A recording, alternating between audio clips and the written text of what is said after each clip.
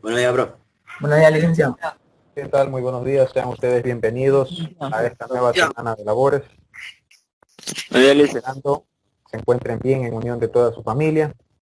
Vamos esta semana a trabajar con la guía de la semana.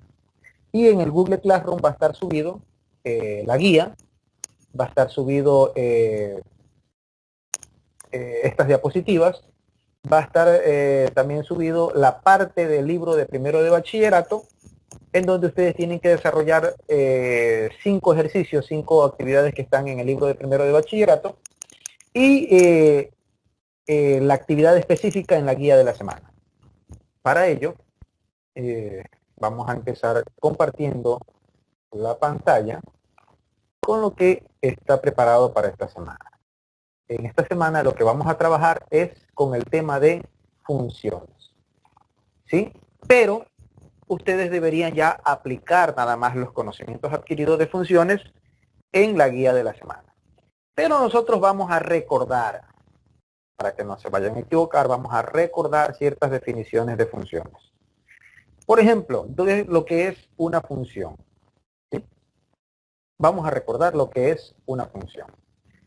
Y una función es una correspondencia que existe entre los elementos de un conjunto de partida y los del conjunto de llegada, en la cual indica de que a cada uno de los elementos, todos y cada uno de los elementos del conjunto de partida, le corresponden uno y solo un elemento del conjunto de llegada. Tenemos estos 4 tipos de funciones o 4 gráficas de funciones expresadas como conjuntos. Vemos que en el apartado A los elementos A, B y C le corresponden un solo elemento del conjunto de llegada. Conjunto de partida, que sería el eje de las X, conjunto de llegada, que sería el eje de las Y, expresándolo ya en un eje cartesiano. Por lo tanto, de acuerdo a lo que indica su definición, esto es una función. En el apartado B, vemos que al elemento A le corresponde un elemento del conjunto de llegada. Al elemento B también le corresponde un solo elemento del conjunto de llegada. El elemento C, de la misma forma, le corresponde un solo elemento del conjunto de llegada. Por lo tanto, esto también es una función. En el apartado D, observamos que al elemento A del conjunto de partida le corresponden 1 y 2 elementos del conjunto de llegada. Por lo tanto, ya desde aquí observo de que esto no es una función. Y en el apartado D, de la misma forma, observamos que a cada elemento de partida le corresponde uno solo en el elemento de llegada. No importa si en un elemento de llegada le corresponde a 2 elementos del conjunto de partida. Eso no importa. Lo que me interesa es que todos los elementos del conjunto de partida le correspondan uno solo del conjunto de llegada. Ahora veamos lo que es el dominio y el rango de una función. Dominio son todos los valores que mi función puede tomar en el eje de las X. ¿Sí? O sea, son todos los valores de X en los cuales al evaluar mi función me va a dar un resultado en Y. Por lo tanto, mi dominio van a ser todos esos elementos que están en mi conjunto de partida. Ese va a ser el dominio de la función. Rango, en cambio, son todos los valores de Y, ¿sí? Son todos los valores de Y a los cuales, al ser evaluada mi función, me va a dar un resultado del conjunto de los elementos del conjunto de partida. Como por ejemplo aquí tengo, a este elemento le corresponde este elemento en Y, por lo tanto, este elemento de aquí forma parte del rango. Al igual que todos los que están aquí, que le corresponden a un solo elemento de X. Por lo tanto, todos estos elementos son el rango en el conjunto de llegada o en el eje de las Y. El dominio se lo observa en el eje X, el rango en el eje Y. Tenemos este otro ejemplo acá. El dominio decíamos que es en X, Están los elementos 1, 2 y 3. Al elemento 1 le corresponde el 2, al 2 le corresponde el 4 y al 3 le corresponde el 6. Por lo tanto, observamos aquí que todos estos elementos 2, 4 y 6 son los que formarían parte del conjunto de llegada o del rango. 8 y 10 no estarían dentro del rango, estarían excluidos de ese rango. No formarían parte de ese conjunto solución donde a cada elemento de X le corresponde un elemento de Y. O al ser evaluados en la función este valor de X, me va a dar un valor en Y. Yo podría decir aquí que mi función es f de X es igual a X por 2, ¿no? O a 2 por X, que es lo mismo. 2 por 1, 2. 2 por 2, 4. 2 por 3, 6. Y así sucesivamente. Pero como en mi conjunto de partidas tengo solo estos 3 elementos, en el conjunto de llegada también le corresponden solo estos 3 elementos. Por lo tanto, este es el rango. Veamos ahora mediante la gráfica de una función. Tenemos la primera función que dice f de X es igual a X más 2 y que nos grafica una función lineal. Observamos cómo hallar el dominio. Para hallar el dominio nosotros tenemos que ir al eje de las X. Observar si desde menos infinito o desde donde esa función se empieza a graficar. Si mi función fuera que se grafica solamente desde aquí, desde menos 30, de aquí para acá ya no se grafica, ya no hay gráfica de la función acá, entonces yo podría decir que va desde menos 30 hasta infinito positivo el dominio. Pero no, esta función sigue creciendo para abajo y sigue creciendo hacia arriba. Por lo tanto, mientras más valores le siga dando en X, me va a seguir saliendo un resultado por acá en Y. Mientras más valores le siga dando en X positivo, me va a seguir dando un resultado hacia arriba en Y. Positivo en Y. Por lo tanto, el dominio de esta función, pues es el conjunto de los números reales. O sea, desde menos infinito a más infinito. El rango, observamos también, que va creciendo ¿desde dónde? Desde menos infinito a más infinito. Mientras más valores le siga dando en X, me va a seguir saliendo más valores en Y. Por lo tanto, el rango también es el conjunto de los números reales. Tenemos este otro tipo de función, ¿no? Nuestra función aquí es en cambio f de X, g de X, h de X, el nombre el que ustedes le quieran poner, es igual a X al cuadrado más 1. Esta es mi función, X al cuadrado más 1. O sea, tengo una función cuadrática positiva. Cuando la función es cuadrática, me dibuja una parábola. Y si esa función cuadrática es positiva, esa parábola tiene abertura hacia arriba. Si mi parábola fuera negativa, tiene abertura hacia abajo. Toda función cuadrática, el dominio de la función es el conjunto de los reales, y si no, analicemos. Mientras valores más alejados por izquierda le dé al eje de la X, o sea, le dé menos 10, menos 20, por decir, le doy acá menos 20 en X, y evalúo en la función menos 20 al cuadrado, me da 400 positivo, y 400 más 1, 401. Sigue creciendo hacia arriba esta función por este lado. Y si por acá le doy 20 positivo, o le doy 10 positivo, 10 al cuadrado, 100. 100 más 1, 100. 101 por este lado. ¿Sí? Por lo tanto, sigue creciendo la función por el eje Y. En este caso, el dominio de esta función es el conjunto de los números reales. O sea, desde menos infinito a más infinito. El rango ya no es el conjunto de los números reales. Observamos desde dónde hasta dónde se grafica. Se grafica desde 1 positivo hasta infinito positivo. ¿Por qué? Porque esta función es positiva. Pero si fuera negativa, va a ser lo contrario. Desde menos 1 hasta infinito negativo sería el rango.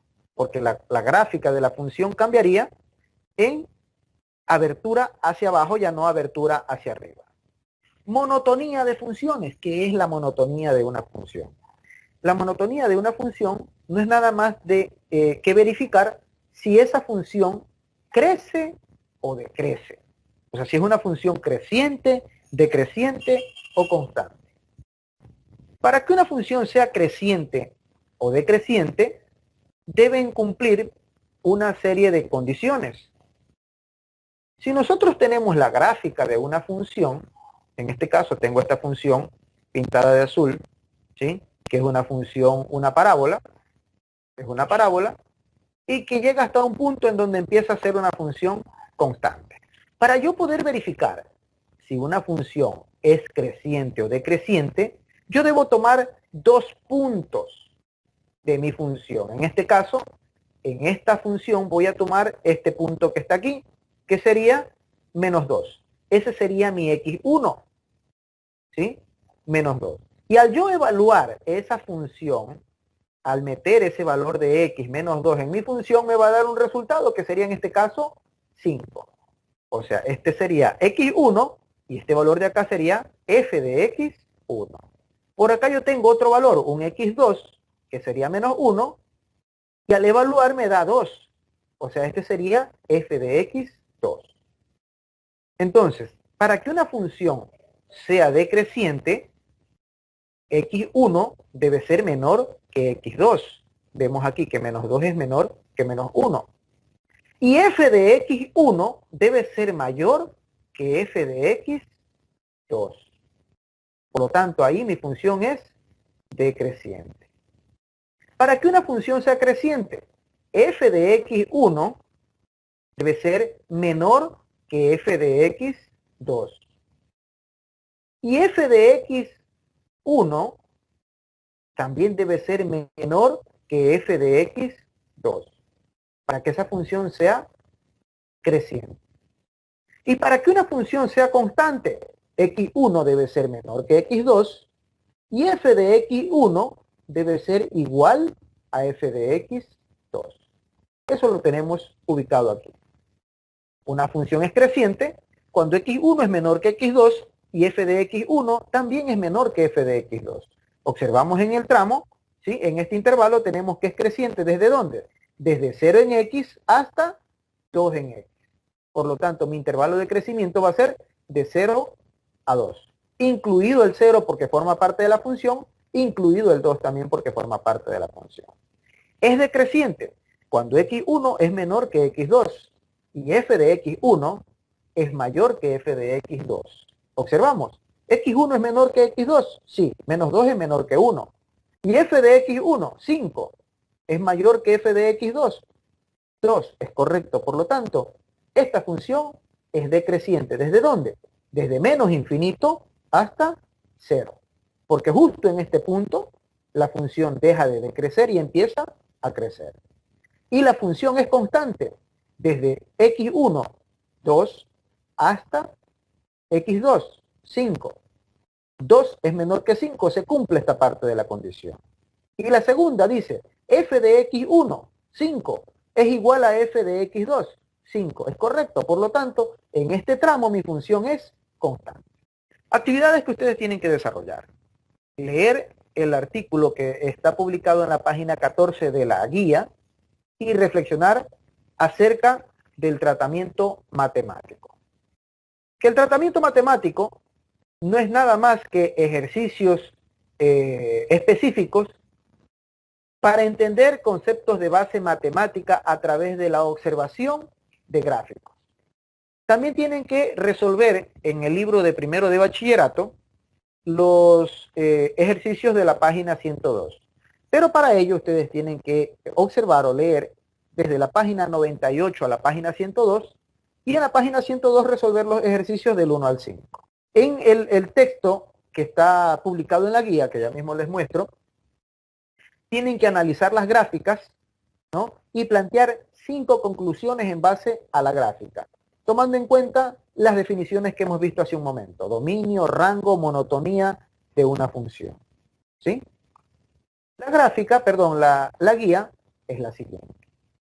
Ustedes tienen aquí la guía que habla acerca de el impacto del cambio climático en las aves. ¿Sí? Este estudio fue realizado en base a una ave específica, que es el pergolero dorado. Ese estudio lo realizaron y les dio esos datos, al tabularlos le dio estas gráficas. ¿Sí? Primera conclusión que yo les podría decir, que en la primera imagen se observa una gráfica estadística, una gráfica de dispersión, ¿sí? En donde está basada en el logaritmo del rango de elevación con el porcentaje de extinción de esas aves. O sea, está realizado en base a dos variables. Y que el segundo gráfico más bien está realizado con puntos específicos, basado en tres variables: en el aumento de la temperatura, en el área del hábitat en kilómetros cuadrados y las precipitaciones en cada uno de esos sectores. ¿Sí? El aumento o disminución de las precipitaciones en cada uno de esos sectores. ¿Sí? Entonces está basado más bien en tres puntos específicos. Por ahí tendríamos ya dos conclusiones de él. Observando la gráfica, podríamos concluir también de que a menor elevación, existe un mayor porcentaje de extinción o riesgo de extinción. Existe un mayor porcentaje de riesgo de extinción. ¿Sí? Entonces, mientras más bajo vuelen o existan o coexistan este tipo de aves, mucho mayor va a ser el riesgo de que se extinga. Podríamos decir también que a mayor elevación, mucho menor va a ser el riesgo o el porcentaje de extinción. Podríamos decir también que si están en un rango de elevación de 3.6 a 3.8, ¿sí? Si están en un rango de elevación de 3.6 a 3.8, el porcentaje de extinción va a ser 0.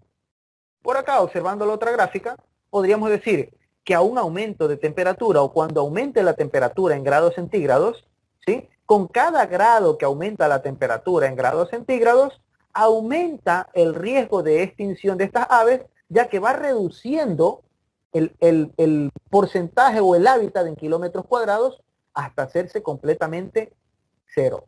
O sea, va reduciendo la población y al reducir la población va a ir reduciendo el hábitat que ocupan estas aves. Otra conclusión. Podríamos decir también que si no aumenta la temperatura y las precipitaciones aumentan en un 25%, ¿sí? El hábitat de estas aves va a estar por encima de los 2.000 kilómetros cuadrados. Podríamos también decir que si no existe aumentos de temperaturas y las precipitaciones disminuyen en un 10%, el hábitat de estas aves va a estar por debajo de los 1.000 kilómetros cuadrados. Y así sucesivamente, una serie de conclusiones podemos dar en base a la gráfica, ¿no? ¿Cómo? Haciendo el tratamiento matemático de cada una de ellas, observando la gráfica y dando nuestras conclusiones matemáticamente de cada una de estas gráficas. ¿Alguna pregunta, jóvenes, acerca del tema?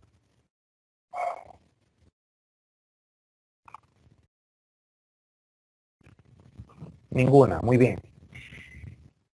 De mi parte, jóvenes, eso sería todo por esta semana. Yo les agradezco muchísimo en cuanto a lo que tiene que ver clase sincrónica. Nos vemos en el Google Classroom. Por favor, ingresen, ya que las informaciones subidas en semanas anteriores, veo que en matemáticas solamente 9 personas han observado el video. Por ende, solamente 9 personas han accedido al Google Classroom, el resto ninguna.